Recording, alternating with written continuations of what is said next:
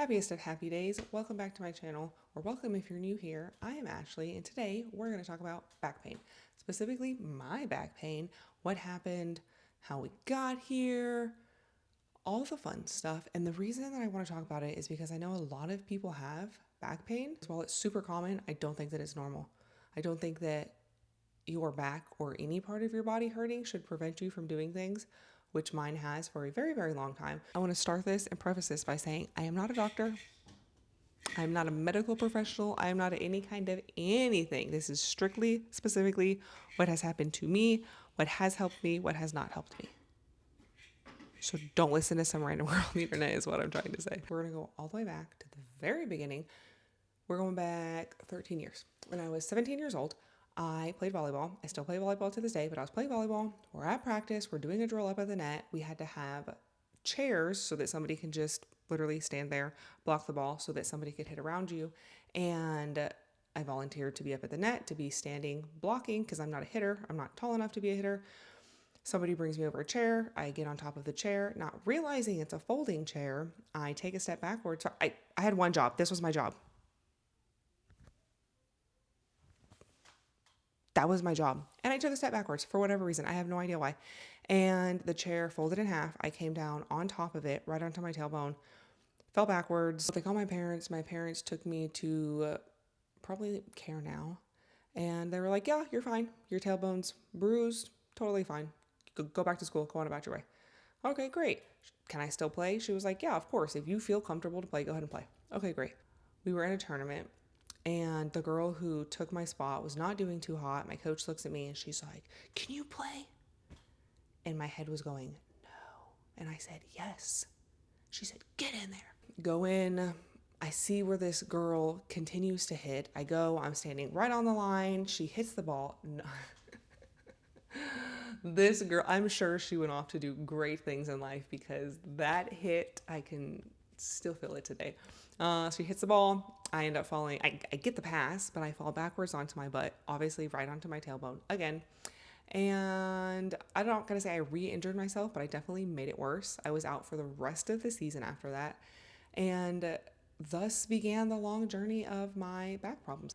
So as much as my tailbone hurt, it also radiated into my lower back. But really, at the time, it was truly just tailbone, ego, bruised. So I wouldn't do certain things that would irritate my lower back or my tailbone, but I used to work in retail, so standing on my feet all day long, by the end of the day, my back was completely shot. And it might be one of those things where it's like, oh yeah, my back would hurt after standing all day too. No, I mean, like bring a tear to your eye, uncomfortable, no way to relieve the pain, no heating pad, no ice pack, no medication. There was nothing. Like if my back hurt, it hurt. That was it. There was one time in early college, I didn't go to class for a week. I couldn't get out of bed. My back hurt so bad. I was crawling to the bathroom. You would have think that I would have gone to the doctor at that point. I didn't. Why would I go to the doctor? They said I was fine, right? Bruised tailbone. You're fine. Go home. So I just kind of lived with it. If my back hurt, I would just stay in bed, knees to chest, lay on my back. Knees to chest was really the only kind of pain relief that I would get. Fast forward to 2018, I just had my son. He had a very, very fast traumatic birth, according to his pediatrician. She said, you should try taking him to the chiropractor. Okay, great. Go to the chiropractor, and it's one of those things where they're like, hey, if, we adjust you, we'll do him for free. Sure, great, whatever. Something like that. I don't really remember. I told him, I said, my neck does not pop. He says, don't worry, I can take care of that. And I said, no, my neck, like it doesn't pop. Just so you know, it doesn't pop. He says, no big deal. He goes to crack my neck. It doesn't pop. Basically, he just yanks my head to the side. Nothing pops. Nothing happens. And he was like, oh, does it again. Still doesn't pop. Never in my lifetime had neck pain up until that point. When I say for 4 whole days, I couldn't walk. When I say couldn't walk, I mean like could not stand up straight. My husband's on a hunting trip. I have a 10-week-old baby. Under his armpits, I'm holding him, hunched over, using the wall to guide me so that I could walk. Absolutely horrible. Never went back to a chiropractor. That's not to say all chiropractors are bad, okay? I understand One bad apple ruins the bunch. But actually, I'll mention this later. There is a reason why I specifically should not go back to a chiropractor. I'll talk about that in a little bit, chronological order. Fast forward to 2020. We are leaving, my family and I, my husband, my kids and I, we're leaving. We're going to run errands. I say, oh, I forgot something. What did I forget? No idea. Forgot something. I go inside and like a child, you know, when you jump on the bed backwards and like you land on your back and then you kick your feet up to like pick yourself back up. You know what I'm talking about? I did like a child. I literally did that. And I jump backwards. Fine. I kind of do a little scooch. I go to kick my feet up and my back says, nope. I laid inside for about 10 minutes in bed and just cried. Why did my husband not come inside and check on me? I have no idea. Where did he think I was? I have absolutely no idea, but he's just like, it's fine. I have all the patience in the world. I'll just wait until she gets here. I finally muster up enough strength to get up, to make it outside. I am crying. He's like, what the heck is going on? I get into the car and I have to tell him that I acted like a child and threw myself onto the bed and was going to rocket launch myself to the other side of the room. And I hurt my back. After that, call the doctor. With this being in 2020, this is the middle of COVID. So really the doctor wouldn't see me in person. I guess just because of the circumstances that we were living in. And she was like, yeah, we can do a FaceTime more or less. Okay, great. And so she was just like, yeah, okay, ice, rest. It'll get better. It doesn't get better. It's maybe 6 months later. I call again. I'm like, hi, remember me when I jumped on my bed like a little girl? Yeah, my back still hurts from that. And she's like, okay, well, do you want to try physical therapy? And I say, okay, great. I go to physical therapy. The thing, though, is at this time, some days I could wake up and I'm superwoman. Other days I am a slug, literally physically crawling to get from place to place. There's no in between really. It was either a great day or it was a not so great day. So she sends me to physical therapy and my very first appointment is on a great day. So I go in and I'm like, yep, this is what's going on. And he literally tells me, he's like, well, you seem fine to me. And I say, yes, I understand. Today's a good day. I promise I'm not making this up. I've been having this same issue for many years now. So he has me running through all these exercises and he's like, you seem fine. Okay, yeah, you're right. I do seem fine. Okay, I'll go home. Basically, he says, come back. When you're having a bad day, come back. We'll do everything again. I can better help you then. Okay, sounds good. Thank you. So I don't go back. I don't do anything. I don't do anything that could upset my back. I go to my kids' sporting events. Sitting in the bleachers hurts my back. I stand the whole entire time. If I stand too long, my back starts to hurt. And it's like I always used to call them, I know this sounds so lame, kind of like my little spidey senses. My back, it would kind of get a little tingle, a little, hey, I'm not feeling too good. Just kind of living with it, right? Good days, bad days, live my life accordingly. Fast forward to May of 2024. The silliest of things. My husband is sitting on the couch. He's watching television. I wake up, I come in, I say, good morning. I go, I sit down next to him. He's sitting facing the TV. I sit facing the couch. I lean over. I'm laying on his chest. I'm hugging him. Good mornings, blah, blah, blah. I go to get up and a pain like nothing I had ever felt. Nothing popped, nothing cracked, nothing. I literally was like, oh my God. And he's like, what's going on? And I was like, I don't know. Something's not right. My neck, it's killing me. I don't know. I don't understand.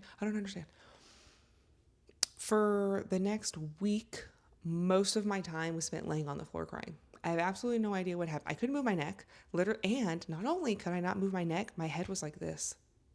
I couldn't look straight. This is it. This was me. My neck. Horrible.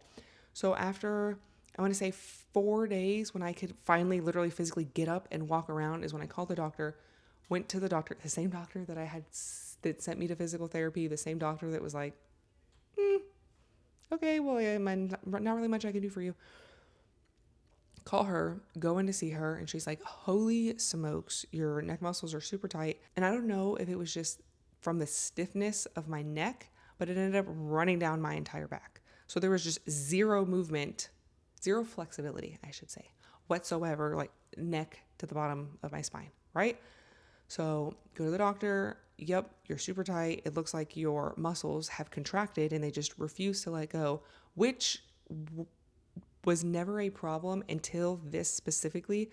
And then specifically my lats would they would start to contract and they would get tight and they would refuse to let go, to where I could not breathe, would be on the floor on my hands and knees trying to catch a breath, kind of like I was having contractions. If you're a woman, you know exactly what I'm talking about. Starts at the back, makes its way forward. It would just feel like I was having a really, really, really intense contraction and my lats would refuse to let go. My husband would be trying to massage my back, super tight, couldn't do anything to release them. And also in the meantime, I had gotten massages, whether it was because we went out of town, it was for a special occasion, whatever it was. And they would always say, "Are you having any problems today?" And I would say, "Yeah, my back hurts." And they would say, "Okay, tell me a little bit about it." I would give them a really brief synopsis. And every single physical therapist I ever saw told me weak glutes. I forgot to mention, my doctor said weak core. The physical therapist said weak core. Every massage therapist, weak glutes. So maybe it's both. Who knows? My doctor says, "I would like to send you to a spine specialist." I say, "Great." I go to the spine specialist. It took 5.5 years to get in. It took, I want to say, a little over 6 weeks from when I first went to see my doctor to when I was finally able to make it in to the spine specialist. Go in, see the spine specialist, and he's like, "Yep, weak core." Okay, great. Thank you. He gives me some exercises to follow, has me come back in for a follow up. I wouldn't say they haven't helped, but I wouldn't say like, "Hooray, I'm cured." And then I went to a workout class with my little sister in July, and I don't know when enough is enough sometimes. I am very bad with all or nothing thinking. Everything is black and white. There is no in between. There's no gray area. So when I show up to a workout class, I'm going to crush every single person. All of them. Every single person. It is a competition in my mind. I have to lift heavier. I have to run faster. I have to do all the things better than you. That severely hurt my back. That is when the anti-inflammatories were prescribed. I was down and out for I wanted to say at least 2 weeks after that. I haven't been back to a workout class since. He prescribes me an anti-inflammatory to take twice a day, morning and evening, as needed, is what it says. So I would say for a week, I took it as prescribed, started to feel better, stopped taking it, started to not feel better. But I have now come to a happy medium. If I do something that I know is going to hurt or irritate my back, I will take my anti-inflammatory that night before I go to bed, and I'll wake up in the morning completely fine. So now I will take it maybe once a week. If I have absolutely overexerted myself, if I know I've done too much, if I've gone to play volleyball, if I lifted heavier than usual, if I walked extremely far that day, or have just done more than I am used to, I will take my anti-inflammatory before I go to bed. That has been working for me wonderfully, actually. The spine specialist sends me for an MRI. I have a bulging disc at L5, S1, super common. It'll heal on its own within 3 to 4 months.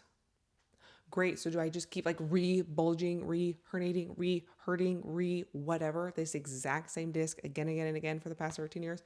I have absolutely no idea. After I have the MRIs, when I decide to go see another doctor, go see the other doctor that my massage therapist has recommended to me. And that's when he tells me tight iliacus and psoas. Wonderful. He does a little bit of like manual manipulation in office that day. Really to no relief though. He sends me home with a couple exercises, did them for a couple of weeks, and then I stopped. Of course, because why would I why would I continue? Why? So that kind of leaves us with where we are now. Chiropractor, not a fan. Physical therapy, I can't say I did or it didn't work. I only went once. So pending, maybe. I did do acupuncture once. That was horrible. Absolutely hated that experience. Would never go back. Spine specialist, I mean, I got an MRI out of it. I got anti-inflammatory out of it, which has helped the MRI It's not like I need surgery, so that's good. It's not that severe. Basically, I'm a weenie, is what it sounds like. And I have a pretty high pain tolerance because in any doctor that I've explained and talked to, they're like, wow, it sounds like you have a really high pain tolerance. I don't know. I just been living with this. It is what it is. Is my pain tolerance high or am I just used to it? I guess we'll never know. I've gotten massages and I would say that is what helped the most. It helps when my lats lock up. I will set an appointment, usually the next day. She will really get in there and like work everything out. And ever since I first started going to her, she was like, wow, your back muscles are like somebody who heavily works out. Definitely not me. After, even when I was getting my MRI results from the spine specialist, he was like, your back muscles look really, really nice. Great. Well, they're not doing what they're supposed to, because if they were really, really nice, I wouldn't feel like this. I feel like. But what do I know? I'm not a doctor. So, massage therapist always tells me I'm extremely tight. She has also given me exercises too. Everybody gives me exercises, which leads me to daily mobility. Has absolutely helped. I would say the number 2 most. The massage helps immediate relief. It's not long term though, right? Because my back will start to hurt again. In June, kind of when I started all of this, is when I started walking 10,000 steps a day. Walking has helped my back tremendously. Even on days where my back is not feeling so hot and I don't want to get up, maybe I got a tear in my eye. Probably not because I'm a big girl, but sometimes I do, you know what I'm talking about? I'm still going to go on my walk. My back pain went down as my walking went up, which sounds counterintuitive because I have said on days that I do too much, if I'm standing too long, that my back will start to hurt me, but I don't know. It has not negatively impacted me yet. I actually just incorporated weights back into my routine 2 weeks ago. Everything still comes from walking or running or sprinting. Walking has helped the most for me. For me personally, walking has helped the most. I would say within the last 2 months have incorporated daily mobility. The first couple of days were rough. The first couple of days, my back did not feel great, but after I started to do it every single day, 10 out of 10. If you would like to see what that mobility is, I can do another video on that. I hope that gives you a better understanding of what I'm working with and what I got going on. But all I know is it gets better. It does get better. I woke up another day. I have the ability to still be able to walk around, to afford to go to see doctors, to see specialists, to go get massages, to make things better. So I do have those things available to me, which I'm super grateful for. I hope I can get this all sorted one day. I hope this was maybe a little bit helpful for you. Again, if you want to see what I'm doing, my daily mobility, or the exercises that all of the specialists have given to me, let me know. I will make that for you. Just leave it in the comments below. All right. Thanks for joining me, and I'll catch you in the next one. Also, please subscribe if you haven't already. Okay. Thanks. Thank you. Thank you so much. Okay, bye. Hold on. Please hold. I mean, it wasn't that serious. There's a net. We're just going to ignore him. We're not going to give him any of our attention. This net. I'm going to smash it. I'm going to smash it. I ain't even playing. I'm not happy right now. I'm not 100% sure. I'm not a doctor. Let me get the anatomically correct name for this. No. Oh, I'm just a normal girl. Just like you, just like your neighbor, just like your mom, your dad, your auntie, uncle.